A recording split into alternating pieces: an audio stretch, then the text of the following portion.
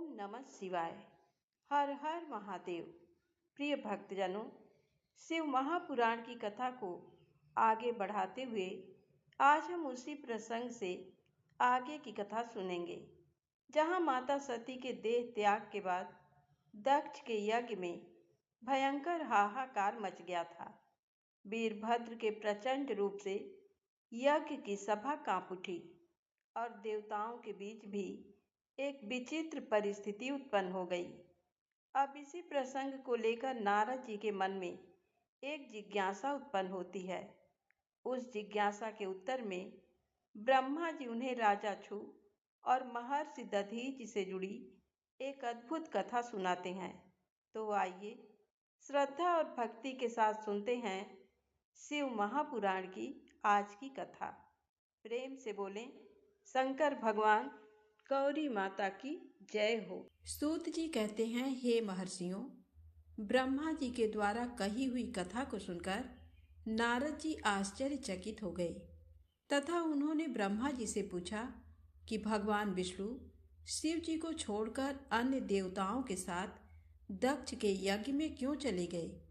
क्या वे अद्भुत पराक्रम वाले भगवान शिव को नहीं जानते थे? क्यों श्रीहरि ने रुद्रगणों के साथ युद्ध किया? कृपा कर मेरे अंदर उठने वाले इन प्रश्नों के उत्तर देकर मेरी शंकाओं का समाधान कीजिए। तब ब्रह्मा जी ने नारद जी के प्रश्नों के उत्तर देते हुए कहा, हे मुनि श्रेष्ठ नारद, पूर्व काल में राजा छुअ की सहायता करने वाले श्री हरि को दधीच मुनि ने शाप दे दिया था, इसलिए वे भूल गए और दक्ष के यज्ञ में चले गए। प्राचीन काल में दधीच मुनि महातेजस्वी राजा छुअ के मित्र थे, परंतु बाद में उन दोनों के बीच बहुत विवाद खड़ा हो गया। विवाद का कारण मुनि दधीच का 4 वर्णों में ब्राह्मण, क्षत्रिय, वैश्य और शूद्र में ब्राह्मणों को श्रेष्ठ बताना था, परंतु राजा छु, जो कि धन वैभव के अभिमान में डूबे हुए थे, इस बात से पूर्णतः असहमत थे। छु सभी वर्गों में राजा को ही श्रेष्ठ मानते थे। राजा को सर्वश्रेष्ठ और सर्वदेवमय माना जाता है, ये श्रुति भी कहती है, इसलिए ब्राह्मण से ज्यादा राजा श्रेष्ठ है। हे दधीच, आप मेरे लिए आदरणीय हैं। राजा छु के कथन को सुनकर दधीच को क्रोध आ गया। उन्होंने इसे अपना अपमान समझा और छु के सिर पर मुक्के का प्रहार कर दिया। दधीच के इस व्यवहार से मद में चूर छु को और अधिक क्रोध आ गया। उन्होंने वज्र से दधीच पर प्रहार कर दिया। वज्र से घायल हुए दधीच मुनि ने पृथ्वी पर गिरते हुए योगी शुक्राचार्य का स्मरण किया। शुक्राचार्य ने तुरंत आकर दधीच मुनि के शरीर को पूर्ववत कर दिया। शुक्राचार्य ने दधीच से कहा कि मैं तुम्हें महामृत्युंजय का मंत्र प्रदान करता हूँ।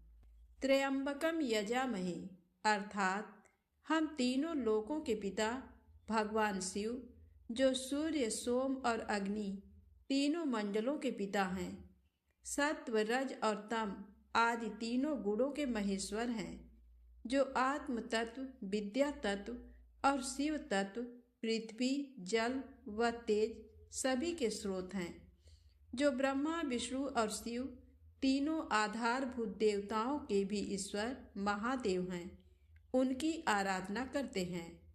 सुगंधिम पुष्टिवर्धनम, अर्थात जिस प्रकार फूलों में खुशबू होती है, उसी प्रकार भगवान शिव भूतों में, गुणों में, सभी कार्यों में, इंद्रियों में, अन्य देवताओं में और अपने प्रिय गणों में क्षारभूत आत्मा के रूप में समाये हैं।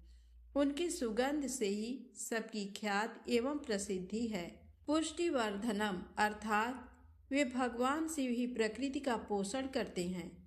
वे ही ब्रह्मा, विष्णु, मुनियों एवं सभी देवताओं का पोषण करते हैं। उर्वा रुक्मिव बंधनान मृत्योर्मुक्षीयमामृतात्, अर्थात जिस प्रकार खरबूजा पक जाने पर लता से टूटकर अलग हो जाता है, उसी प्रकार मैं भी मृत्यु रूपी बंधन से मुक्त होकर मोक्ष को प्राप्त करूं। हे रुद्रदेव, आपका स्वरूप अमृत के समान है। जो पुण्य कर्म, तपस्या, स्वाध्याय, योग और ध्यान से उनकी आराधना करता है, उसे नया जीवन प्राप्त होता है। भगवान शिव अपने भक्त को मृत्यु के बंधनों से मुक्त कर देते हैं और उसे मोक्ष प्रदान करते हैं। जैसे उर्वा रुक अर्थात ककड़ी को उसकी बेल अपने बंधन में बांधे रखती है और पक जाने पर स्वयं ही उसे बंधन मुक्त कर देती है, ये महामृत्युंजय मंत्र संजीवनी मंत्र है। तुम नियम पूर्वक भगवान शिव का स्मरण करके इस मंत्र का जाप करो। इस मंत्र से अभिमंत्रित जल को पियो। इस मंत्र का जाप करने से मृत्यु का भय नहीं रहता। इसके विधिवत पूजन करने से भगवान शिव प्रसन्न होते हैं। वे सभी कार्यों की सिद्धि करते हैं तथा सभी बंधनों से मुक्त कर मोक्ष प्रदान करते हैं। ब्रह्मा जी बोले, नारद, दधीच मुनि को इस प्रकार उपदेश देकर शुक्राचार्य अपने निवास पर चले गए। उनकी बातों का दधीच मुनि पर बड़ा प्रभाव पड़ा और वे भगवान शिव का स्मरण कर उन्हें प्रसन्न करने के लिए तपस्या करने वन में चले गए। वन में उन्होंने प्रेम पूर्वक भगवान शिव का चिंतन करते हुए उनकी तपस्या आरंभ कर दी। दीर्घ काल तक वे महामृत्युंजय मंत्र का जाप करते रहे।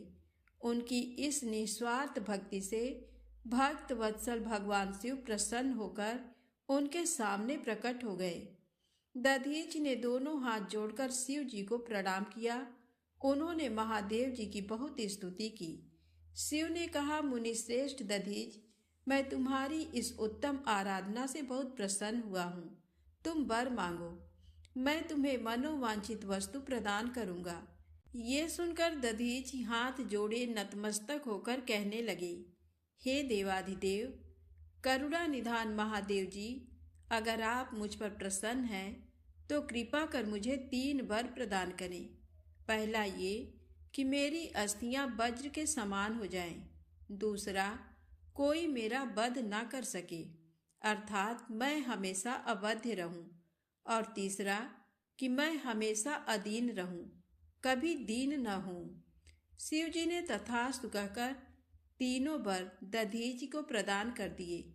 तीनों मनचाहे वरदान मिल जाने पर दधीच मुनि बहुत प्रसन्न थे। वे आनंद मग्न होकर राजा छू के स्थान की ओर चल दिए। वहां पहुंचकर दधीच ने छू के सिर पर लात मारी। छू विष्णु जी का परम भक्त था।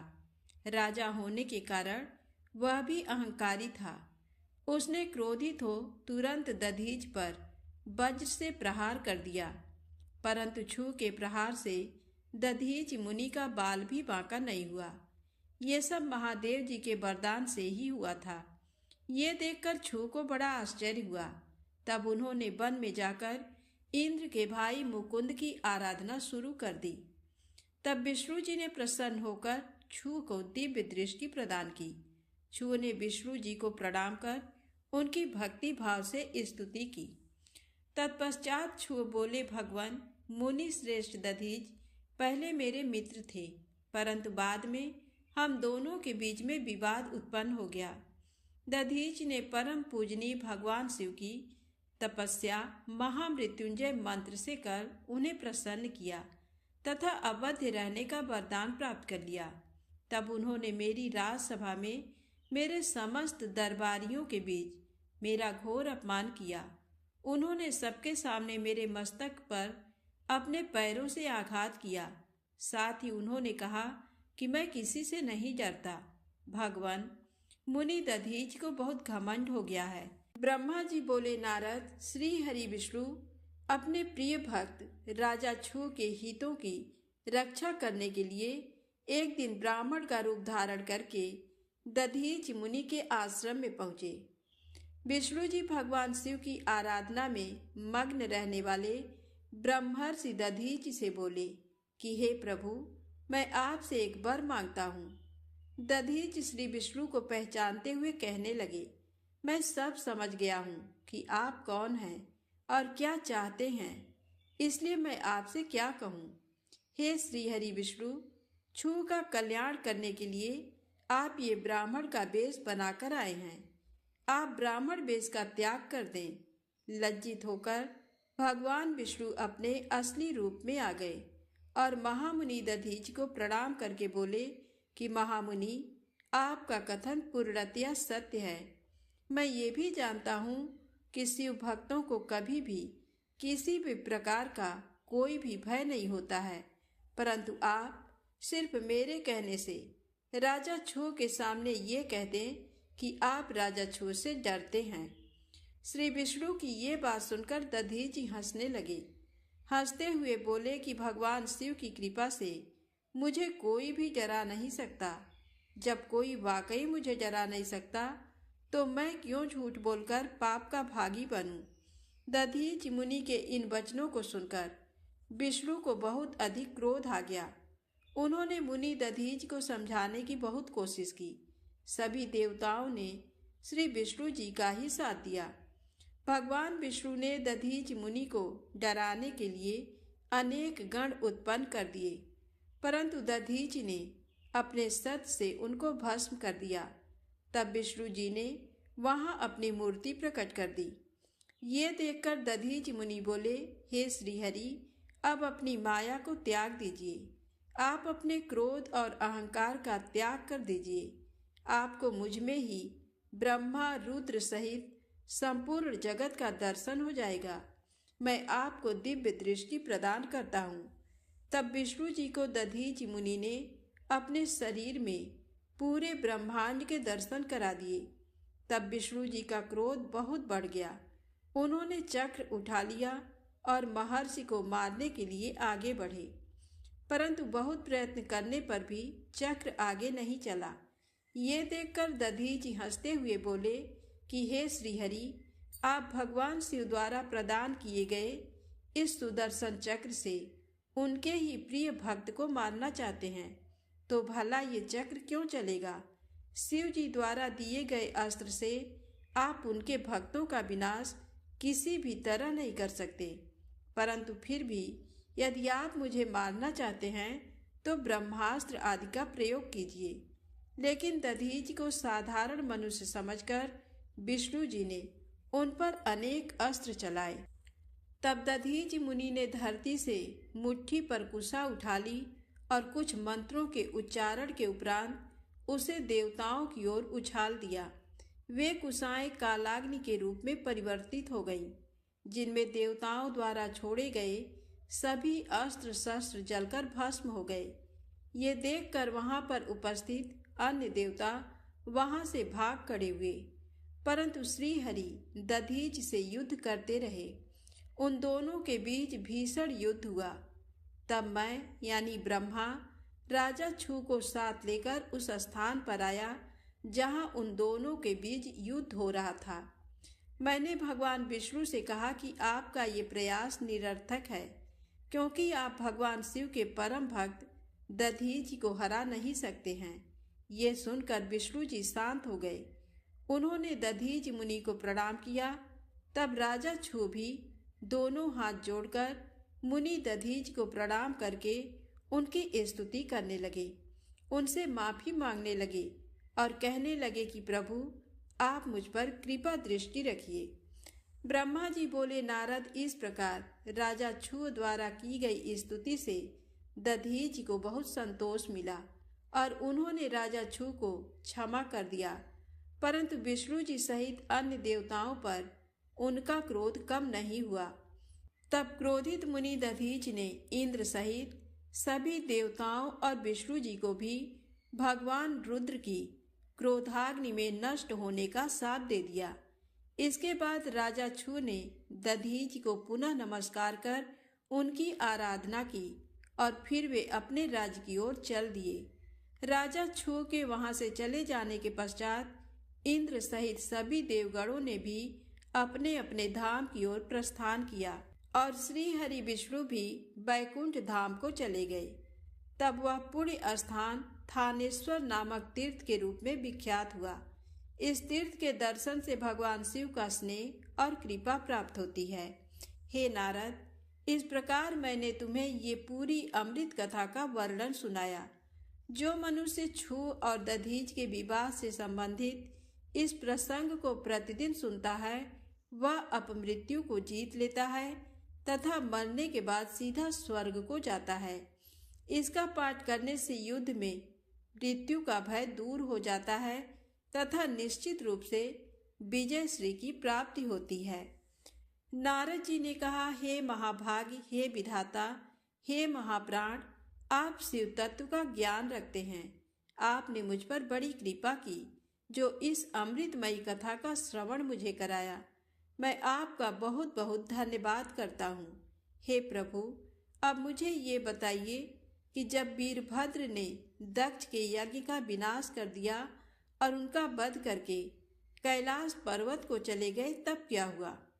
ब्रह्मा जी बोले, हे मुनि श्रेष्ठ नारद, जब भगवान शिव द्वारा भेजी गई उनकी विशाल सेना ने यज्ञ में उपस्थित सभी देवताओं और ऋषियों को पराजित कर दिया और उन्हें पीट पीट कर वहां से भाग जाने को मजबूर कर दिया, तो वे सभी वहां से भागकर मेरे पास आ गए। उन्होंने मुझे प्रणाम करके मेरी स्तुति की तथा वहां का सारा वृत्तांत मुझे सुनाया। तब अपने पुत्र दक्ष की मुझे बहुत चिंता होने लगी और मेरा दिल पुत्र शोक के कारण व्यथित हो गया। तत्पश्चात मैंने श्री हरि का स्मरण किया और अन्य देवताओं और ऋषि मुनियों को साथ लेकर वैकुंठ लोक गया। वहां उन्हें नमस्कार करके हम सभी ने उनकी भक्ति भाव से स्तुति की। तब मैंने श्री हरि से विनम्रता से प्रार्थना की कि भगवान, आप कुछ ऐसा करें जिससे हम सभी का दुख कम हो जाए। देवेश्वर, आप कुछ ऐसा करें जिससे वह यज्ञ पूरा हो जाए तथा उसके यजमान दक्ष पुनः जीवित हो जाएं। अन्य सभी देवता और ऋषि मुनि भी पूर्व की भांति सुखी हो जाएं। मेरे इस प्रकार निवेदन करने पर लक्ष्मीपति विष्णु जी, जो अपने मन में शिव जी का चिंतन कर रहे थे, प्रजापति ब्रह्मा और देवताओं को संबोधित करते हुए इस प्रकार बोले, कोई भी अपराध किसी भी स्थिति में कभी भी किसी के लिए भी मंगलकारी नहीं हो सकता है। हे विधाता, सभी देवता परमपिता परमेश्वर भगवान शिव के अपराधी हैं, क्योंकि इन्होंने यज्ञ में शिव जी का भाग नहीं दिया, साथ ही वहां उनका अनादर भी किया। उनकी प्रिय पत्नी सती ने भी उनके अपमान के कारण ही अपनी देह का त्याग कर दिया। उनका वियोग होने के कारण भगवान अत्यंत रुष्ट हो गए हैं। तुम सभी को शीघ्र ही उनके पास जाकर उनसे क्षमा मांगनी चाहिए। भगवान शिव के पैर पकड़कर उनकी स्तुति करके उन्हें प्रसन्न करो, क्योंकि उनके कुपित होने से संपूर्ण जगत का विनाश हो सकता है। दक्ष ने शिव जी के लिए अपशब्द कहकर उनके हृदय को विदीर्ण कर दिया है, इसलिए उनसे अपने अपराधों के लिए क्षमा मांगो। उन्हें शांत करने का यही सर्वोत्तम उपाय है। वे भक्त वत्सल हैं। यदि आप लोग चाहें तो मैं भी आपके साथ चलकर उनसे क्षमा याचना करूंगा। ऐसा कहकर भगवान श्रीहरि, मैं और अन्य देवता एवं ऋषि मुनि आदि कैलाश पर्वत की ओर चल दिए। वह पर्वत बहुत ही ऊंचा और विशाल है। उसके पास में ही शिव जी के मित्र कुबेर का निवास स्थल अलकापुरी है। अलकापुरी महादिव्य एवं रमणीय है। वहां चारों ओर सुगंध फैली हुई थी। अनेक प्रकार के पेड़ पौधे शोभा पा रहे थे। उसी के बाहरी भाग में परम पावन नंदा और अलकनंदा नामक नदियां बहती हैं। इनका दर्शन करने से मनुष्य को सभी पापों से मुक्ति मिल जाती है। हम लोग अलकापुरी से आगे उस विशाल वट वृक्ष के पास पहुँचे, जहाँ दिव्य योगियों द्वारा पूजित भगवान शिव विराजमान थे। वह वट वृक्ष 100 योजन ऊंचा था तथा उसकी अनेक शाखाएं 75 योजन तक फैली हुई थी। वह परम पावन तीर्थ स्थल है। यहाँ भगवान शिव अपनी योग आराधना करते हैं। उस वट वृक्ष के नीचे महादेव जी के चारों ओर उनके गण थे और यज्ञों के स्वामी कुबेर भी बैठे थे। तब उनके निकट पहुंचकर विष्णु आदि समस्त देवताओं ने अनेकों बार नमस्कार कर उनकी स्तुति की।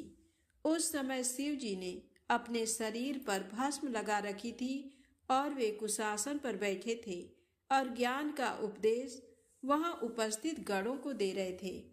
उन्होंने अपना बायां पैर अपनी दाईं जांघ पर रखा था और बाएं हाथ को बाएं पैर पर रख रखा था। उनके दाएं हाथ में रुद्राक्ष की माला थी। भगवान शिव के साक्षात रूप का दर्शन कर विष्णु जी और सभी देवताओं ने दोनों हाथ जोड़कर और अपने मस्तक को झुकाकर दया सागर परमेश्वर शिव से क्षमा याचना की और कहा कि हे प्रभु, आपकी कृपा के बिना हम नष्ट भ्रष्ट हो गए हैं। अतः प्रभु, आप हम सबकी रक्षा करें। भगवान, हम आपकी शरण में आए हैं, हम पर अपनी कृपा दृष्टि बनाए रखें। इस प्रकार सभी देवता व ऋषि मुनि भगवान शिव का क्रोध कम करने और उनकी प्रसन्नता के लिए प्रार्थना करने लगे। देवताओं ने महादेव जी की बहुत स्तुति की और कहा, भगवान, आप ही परम ब्रह्म हैं और इस जगत में सर्वत्र व्याप्त हैं। आप मृत्युंजय हैं। चंद्रमा, सूर्य और अग्नि आपकी 3 आंखें हैं। आपके तेज से ही पूरा जग प्रकाशित है। ब्रह्मा, विष्णु, इंद्र और चंद्र आदि देवता आपसे ही उत्पन्न हुए हैं। आप ही इस संसार का पोषण करते हैं। भगवान, आप करुणामय हैं। आप ही दुष्टों का संहार करते हैं। प्रभु, आपकी आज्ञा अनुसार अग्नि जलाती है और सूर्य अपनी तपन से झुलसाता है। मृत्यु आपके भय से कांपती है। हे करुणानिधान, जिस प्रकार आज तक आपने हमारी हर विपत्ति से रक्षा की है, उसी प्रकार हमेशा अपनी कृपा दृष्टि बनाए। भगवान, हम अपनी सभी गलतियों के लिए आपसे क्षमा मांगते हैं। आप प्रसन्न होकर यज्ञ को पूर्ण कीजिए तथा यजमान दक्ष का उद्धार कीजिए। वीरभद्र और महाकाली के प्रहारों से घायल हुए सभी देवताओं व ऋषियों को आरोग्य प्रदान करें। उन सभी की पीड़ा को कम कर दें। हे शिव जी, आप प्रजापति दक्ष के अपूर्ण यज्ञ को पूर्ण कर दें और दक्ष को पुनर्जीवित कर दें। भग ऋषि को उनकी आंखें, पूषा को दांत प्रदान करें। साथ ही जिन देवताओं के अंग नष्ट हो गए हैं, उन्हें ठीक कर दें। आप सभी को आरोग्य प्रदान करें। हम आपको यज्ञ में भाग देंगे। ऐसा कहकर हम सभी देवता त्रिलोकीनाथ महादेव के चरणों में लेट गए। हमारी स्तुति और अनुनय विनय से भक्त वत्सल भगवान शिव प्रसन्न हो गए। शिव जी बोले, हे ब्रह्मा, श्री हरि विष्णु, आपकी बातों को मैं हमेशा मानता हूँ, इसलिए आपकी प्रार्थना को मैं नहीं टाल सकता। परंतु मैं ये बताना चाहता हूँ कि दक्ष के यज्ञ का विध्वंस मैंने नहीं किया है। उसके यज्ञ का विध्वंस इसलिए हुआ क्योंकि वह हमेशा दूसरों का बुरा चाहता है, उनसे द्वेष रखता है।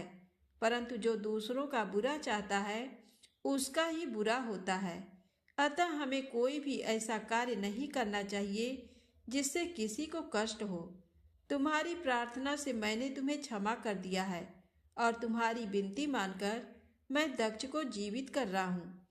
परंतु दक्ष का मस्तक अग्नि में जल गया है, इसलिए उनके सिर के स्थान पर बकरे का सिर जोड़ना पड़ेगा। भग सूर्य के नेत्र से यज्ञ भाग को देख पाएंगे तथा पूषा के टूटे हुए दांत सही हो जाएंगे। मेरे गणों द्वारा मारे गए देवताओं के टूटे हुए अंग भी ठीक हो जाएंगे। भृगु की दाढ़ी बकरे जैसी हो जाएगी। सभी उद्धवर्यु प्रसन्न होंगे। ये कहकर वेदों के अनुसरण करता परम दयालु भगवान शंकर चुप हो गए। तत्पश्चात मैंने और विष्णु जी सहित सभी देवताओं ने भगवान शिव का धन्यवाद किया। फिर देवर्षियों सहित शिव जी को उस यज्ञ में आने के लिए आमंत्रित कर हम लोग यज्ञ के स्थान पर गए जहाँ दक्ष ने अपना यज्ञ आरंभ किया था। उस कनखल नामक यज्ञ क्षेत्र में शिव जी भी पधारे। तब उन्होंने वीरभद्र द्वारा किए गए उस विध्वंस को देखा। स्वाहा, स्वधा, पूषा, तुष्टि, धृति समस्त ऋषि, पितर, अग्नि व यज्ञ, गंधर्व और राक्षस वहां पड़े हुए थे। कितने ही लोग अपने प्राणों से हाथ धो चुके थे। तब भगवान शिव ने अपने परम पराक्रमी सेनापति वीरभद्र का स्मरण किया। याद करते ही वीरभद्र तुरंत वहां प्रकट हो गए और उन्होंने भगवान शिव को नमस्कार किया। तब शिव जी हंसते हुए बोले कि हे वीरभद्र, तुमने तो थोड़ी सी देर में सारा यज्ञ विध्वंस कर दिया और देवताओं को भी दंड दे दिया। हे वीरभद्र, तुम इस यज्ञ का आयोजन करने वाले दक्ष को जल्दी से मेरे सामने ले आओ। भगवान शिव की आज्ञा पाकर वीरभद्र गए और दक्ष का शरीर वहां लाकर रख दिया, परंतु उसमें सिर नहीं था। दक्ष के शरीर को देखकर शिव जी ने वीरभद्र से पूछा कि दक्ष का सिर कहाँ है। तब वीरभद्र ने बताया कि दक्ष का सिर काटकर उसने यज्ञ की अग्नि में ही डाल दिया था। तब शिव जी के आदेशानुसार बकरे का सिर दक्ष के धड़ में जोड़ दिया गया। जैसे ही शिव जी की कृपा दृष्टि दक्ष के शरीर पर पड़ी, वह जीवित हो गया। दक्ष के शरीर में प्राण आ गए और वह इस प्रकार उठ बैठा जैसे गहरी नींद से उठा हो। उठते ही उसने अपने सामने महादेव जी को देखा। उसने उठकर उन्हें प्रणाम किया और उनकी स्तुति करने लगा। उसके हृदय में प्रेम उमड़ आया और उसके प्रसन्न चित्त होते ही उसका कलुषित हृदय निर्मल हो गया। तब दक्ष को अपनी पुत्री का भी स्मरण हो गया और इस कारण दक्ष बहुत लज्जित महसूस करने लगा। तत्पश्चात अपने को संभालते हुए दक्ष ने करुणा निधान भगवान शिव से कहा, हे कल्याणमय महादेव जी, आप ही इस जगत के आदि और अंत हैं। आपने ही इस सृष्टि की रचना का विचार किया है। आपके द्वारा ही हर जीव की उत्पत्ति हुई है।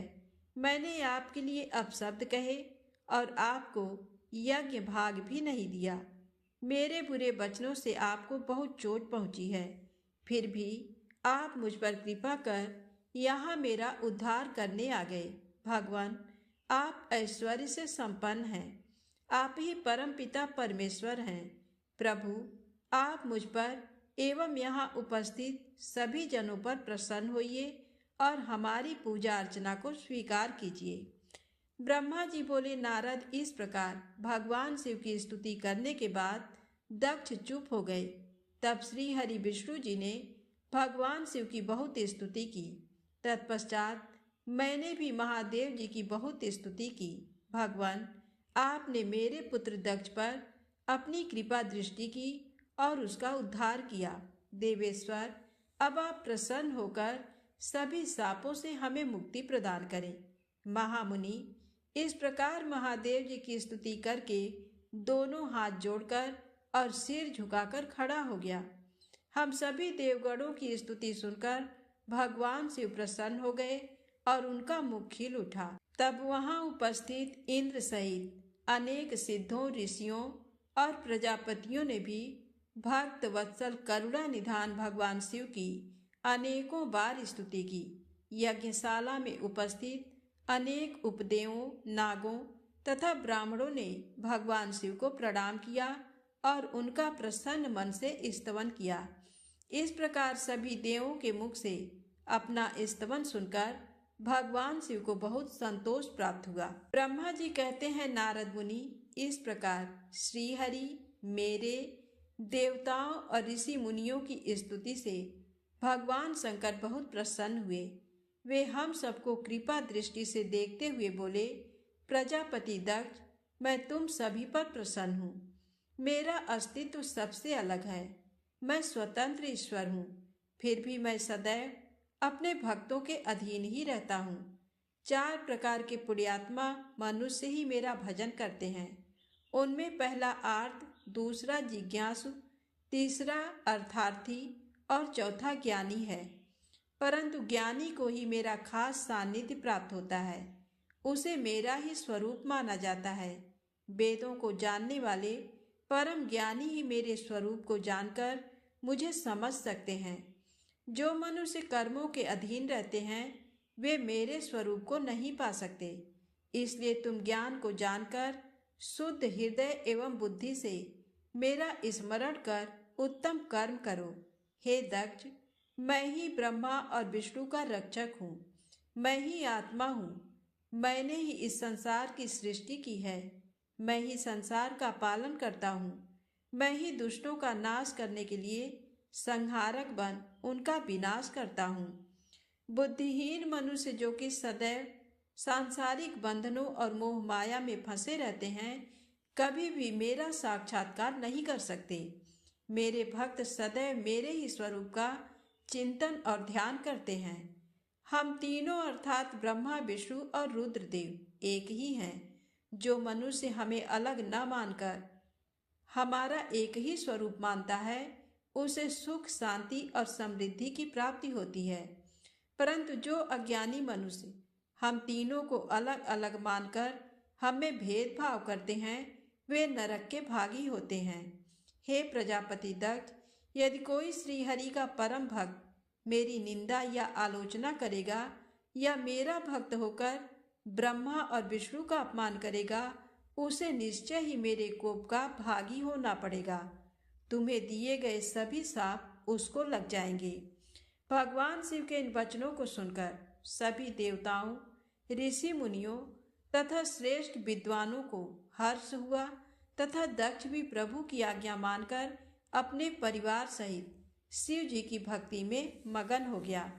सब देवता भी महादेव जी का ही गुणगान करने लगे। वे शिव भक्ति में लीन हो गए और उनके भजनों को गाने लगे। इस प्रकार जिसने जिस प्रकार से भगवान शिव की स्तुति और आराधना की, भगवान शिव ने प्रसन्नता पूर्वक उसे ऐसा ही वरदान प्रदान किया। तत्पश्चात भक्तवत्सल भगवान शंकर जी से आज्ञा लेकर प्रजापति दक्ष ने अपना यज्ञ पुनः आरंभ किया। उस यज्ञ में उन्होंने सर्वप्रथम शिव जी का भाग दिया। सब देवताओं को भी उचित भाग दिया गया।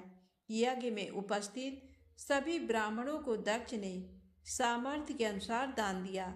महादेव जी का गुणगान करते हुए दक्ष ने यज्ञ के सभी कर्मों को भक्तिपूर्वक संपन्न किया। इस प्रकार सभी देवताओं, मुनियों और ऋत्विजों के सहयोग से दक्ष का यज्ञ सानंद संपन्न हुआ। तत्पश्चात सभी देवताओं और ऋषि मुनियों ने महादेव जी के यश का गान किया और अपने अपने निवास की ओर चले गए। वहां उपस्थित अन्य लोगों ने भी शिव जी से आज्ञा मांगकर वहां से प्रस्थान किया। तब मैं और विष्णु जी भी शिव वंदना करते हुए अपने अपने लोक को चल दिए। दक्ष ने करुणा निधान भगवान शिव की अनेकों बार स्तुति की और शिव जी को बहुत सम्मान दिया। तब वे भी प्रसन्न होकर अपने गणों को साथ लेकर कैलाश पर्वत पर चल दिए। कैलाश पर्वत पर पहुंचकर शिव जी को अपनी प्रिय पत्नी देवी सती की याद आने लगी। महादेव जी ने वहां उपस्थित गणों से उनके बारे में अनेक बातें की। वे उनको याद करके व्याकुल हो गए। हे नारद, मैंने तुम्हें सती के परम अद्भुत और दिव्य चरित्र का वर्णन सुनाया। ये कथा भोग और मोक्ष प्रदान करने वाली है। ये उत्तम वृत्तांत सभी कामनाओं को अवश्य पूरा करता है। इस प्रकार इस चरित्र को पढ़ने व सुनने वाला ज्ञानी मनुष्य पापों से मुक्त हो जाता है। उसे यश, स्वर्ग और आयु की प्राप्ति होती है। जो मनुष्य भक्तिभाव से इस कथा को पढ़ता है, उसे अपने सभी सत्कर्मों के फलों की प्राप्ति होती है। तो प्रेम से बोले, शंकर भगवान माता गौरी की जय हो।